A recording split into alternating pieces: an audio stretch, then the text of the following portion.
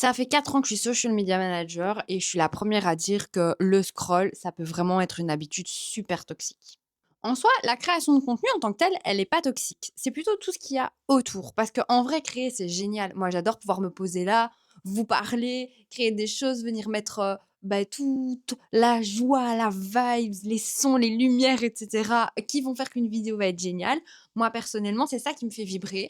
Mais à côté de ça, il y a tout l'aspect purement psychologique et mental qui peut vraiment rendre la création de contenu ou l'utilisation des réseaux sociaux hyper toxique.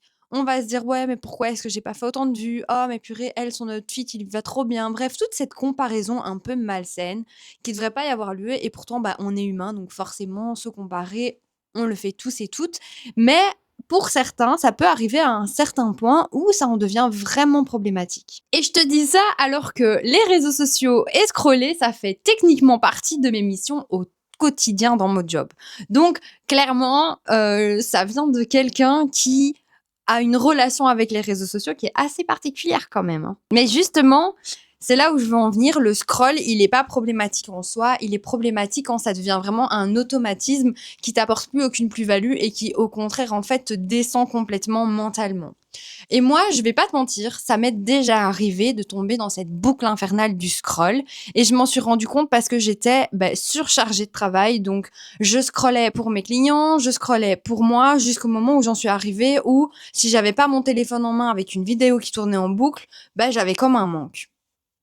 Un peu addict la meuf quoi. Et forcément, ton addiction au scroll, elle arrive quand il y a beaucoup de pression et quand ton cerveau a vraiment besoin d'aller chercher cette petite récompense, cette petite dose de dopamine. Mais en réalité, tu passes à côté de tellement de choses que ça t'apporte une dopamine, mais en fin de journée, t'es quand même pas satisfaite de ce que t'as fait. Du coup, moi, je me suis dit, on va arrêter de partir en cacahuète, on va reprendre les choses en main et on va faire certaines actions qui vont nous sortir de ce scroll intense. Scroll? Non, scroll intense. Oui, parce que moi, je me suis rendu compte que ça devenait vraiment problématique au moment où j'étais stressée, je prenais mon téléphone en main, je m'ennuyais, je prenais mon téléphone en main, j'avais faim, je prenais mon téléphone en main, j'étais entre deux tâches importantes, je prenais mon téléphone en main. Donc vraiment, à un moment donné, je me suis dit, attends, déjà, t'es sur ton téléphone et sur ton PC tous les jours à cause du boulot.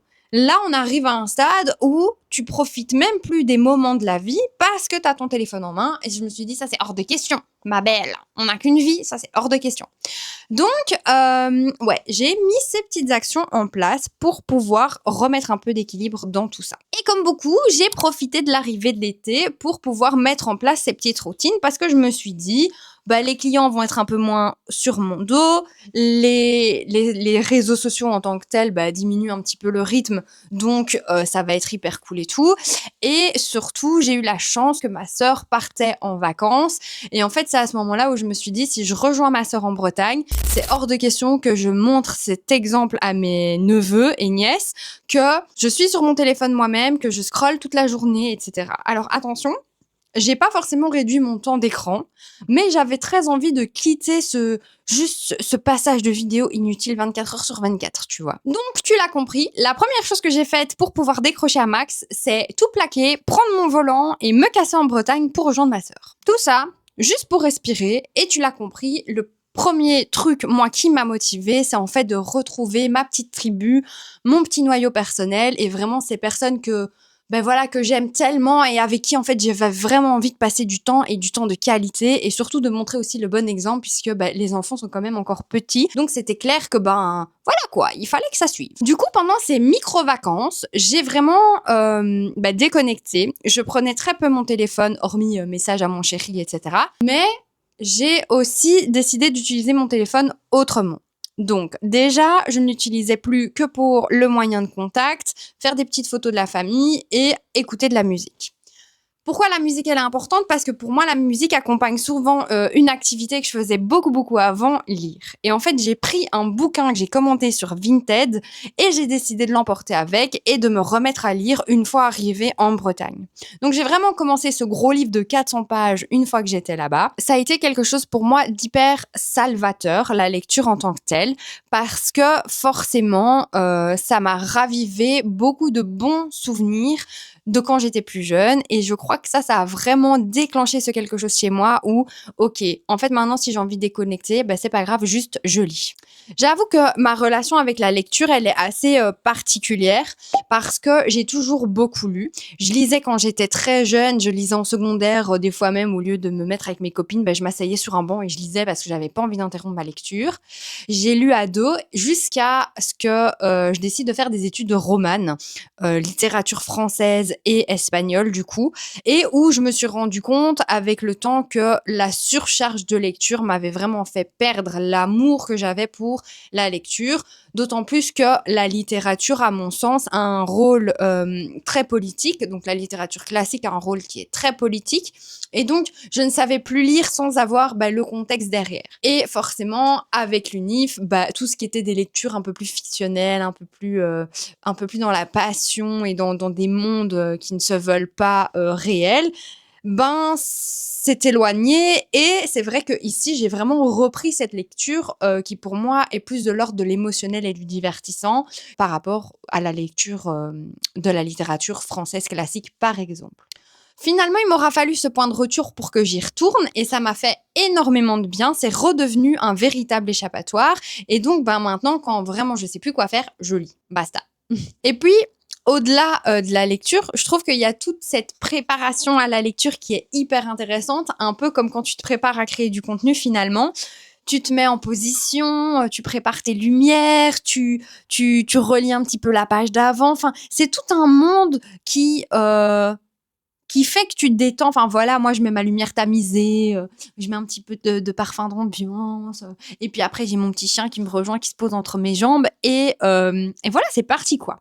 Et du coup cet été, ce que j'ai lu, c'était De Bel Amor y Traición, qui est un livre en espagnol. Ça c'est pour une autre histoire si vous la voulez, mais je l'ai carrément terminé en... Ouais, je sais pas, il y avait 400 pages. J'ai lu pendant 3 jours là-bas, puis j'ai dû un petit peu arrêter en reprenant ici, puisque reprise des activités. Et je l'ai terminé ici ce week-end. Donc assez rapidement, finalement, en une grosse semaine, c'était terminé. Et comment vous dire, j'ai adoré. Et le pire du pire, c'est que je savais pas que c'était un nouveau livre. Et du coup, il y a même pas encore le tome 2. Donc là, je reste sur ma faim, vraiment, vraiment. Et ça me fait juste plaisir parce que pour une fois, mon cerveau, il n'était pas en train de passer en revue toutes les choses que j'avais à faire ou tous les process que je veux améliorer ou toutes les idées de contenu que je voulais faire tourner, etc.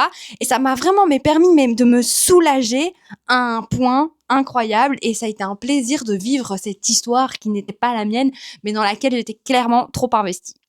Donc voilà pour l'aspect lecture qui pour moi était hyper importante et maintenant c'est hyper important que je continue de lire malgré la reprise de la routine, etc. Vraiment, je me suis fixé des horaires dans le calendrier pour continuer à lire parce que je ne veux plus faire sans. Il y a évidemment une deuxième activité que j'ai repris et qui est aussi de l'ordre du créatif, etc., que je faisais énormément quand j'étais petite, c'est le dessin et le coloriage. J'adore peindre, j'adore sculpter, j'adore dessiner, bref, tout ce qui est de la créativité vraiment purement manuelle, j'adore ça. Et en fait, j'ai repris ça tout bêtement en reprenant les cahiers de ma belle-fille parce que j'avais pas de cahier de dessin et je m'ennuyais et je refusais absolument de prendre mon téléphone. Donc, tout bêtement, je me suis remis au dessin et ça m'a fait beaucoup, beaucoup de bien. Mon seul problème avec le dessin, c'est que je vais être en hyper focus pendant une période très, très courte.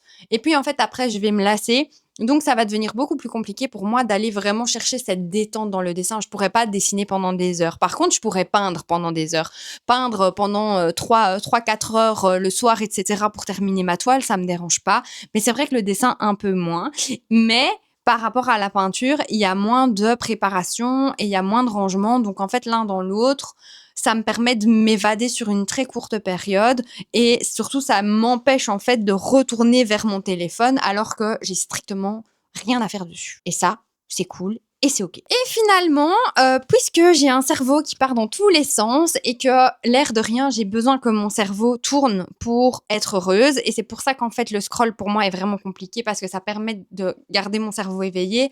Mais ce qui m'ennuie, c'est que j'apprends rien et que ça me met dans des mauvaises ondes. Très clairement, de la comparaison, du ah j'en fais pas assez, gna gna gna gna gna gna. Bref, on n'est pas là pour dramatiser. Mais clairement, mon cerveau a besoin d'être occupé. C'est très, très difficile pour moi de juste me mettre dans un endroit et de rien faire. J'en suis quasiment incapable ou je finis par m'endormir parce que, bah, voilà, c'est pas mon truc. Donc, j'ai décidé d'apprendre des choses que j'ai très envie d'apprendre depuis très longtemps, mais cette fois-ci via quand même ordinateur et téléphone, mais pas pour scroller du coup. Donc non, ça diminue pas mon temps d'écran, on est bien d'accord. Mais par contre, ça me permet de quand même m'éloigner des réseaux sociaux, donc ça reste OK.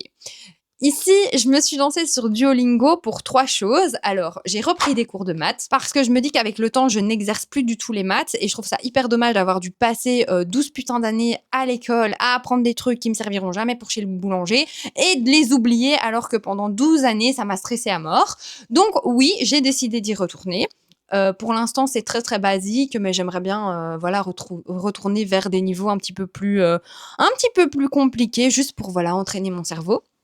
Il y a aussi sur Duolingo 2 choses que j'apprends et que j'essaye d'apprendre tous les jours. Premièrement, c'est le coréen.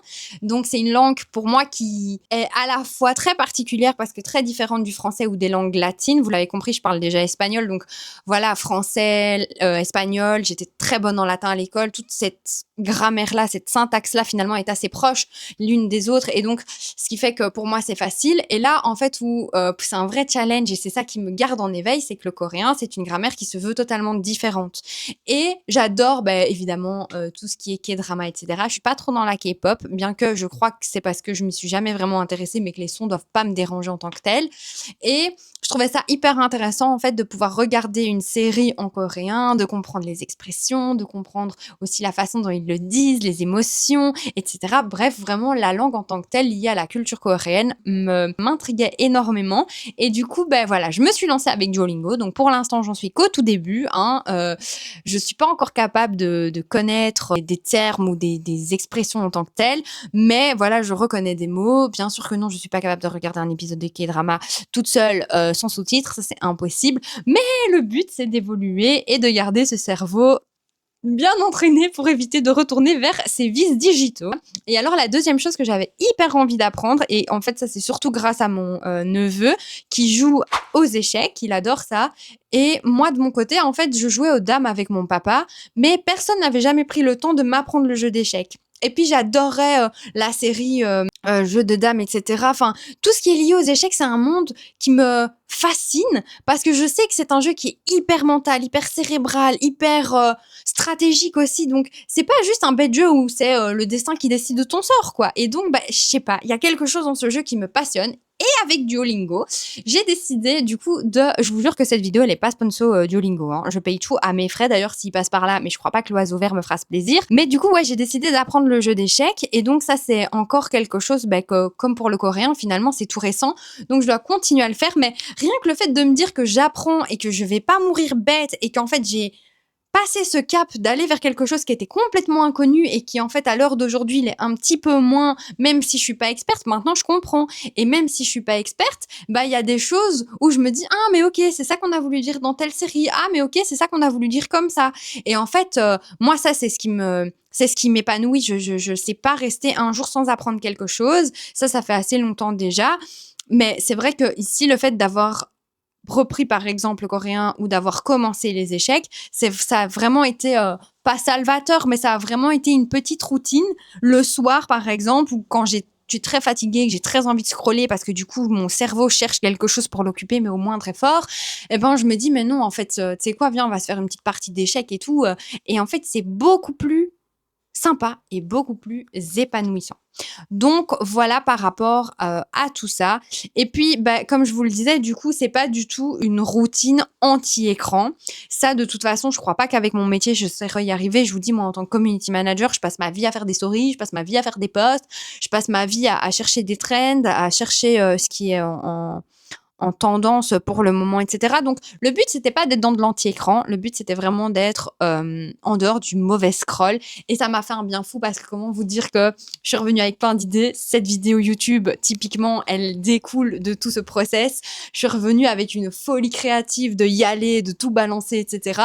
Et clairement, ça a été tout bénef, quoi. Ce moment de déconnexion avec ma sœur en Bretagne, ce moment de reprise de connaissances, etc. et de juste, en fait, créer au lieu d'être consommateur, Ça a été incroyable pour moi. Il y a quand même 2-3 petites choses que j'aimerais encore apprendre, notamment la musique, ça m'intéresse énormément et le crochet ou quelque chose vraiment de manuel et qui soit simple. Parce que forcément, comme je vous le disais, moi j'aime la peinture, j'aime la sculpture, etc. Le problème, c'est que je sais que je vais faire un hyperfocus et après mon hyperfocus, ça va me saouler de ranger. Et donc, j'essaye de trouver des choses qui soient quand même en équilibre entre l'effort, l'hyperfocus et l'après-activité qui ne doit pas non plus être bon, pas problématique, pas que je sois fainéante, mais qui doit me prendre le moins de temps possible pour que je puisse switcher et qu'en fait, je ne me lasse pas de cette activité parce que comme je vous le disais, je me lasse hyper facilement. Du coup, si maintenant, moi, je me lasse de mon activité, ça veut dire qu'il faut que j'en trouve une autre.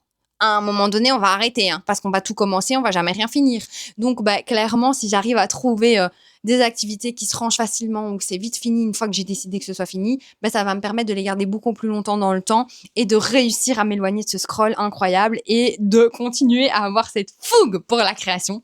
Donc voilà pour ma part. Moi, je pense qu'il faut que je continue à trouver des petits refuges. Et là, c'est où vous allez être hyper important pour moi parce que donnez-moi des idées de trucs à faire. Je vous jure, je n'ai jamais aucune idée. Bon, je me balade, j'aime peindre, j'aime sculpter, j'aime dessiner, j'aime colorier.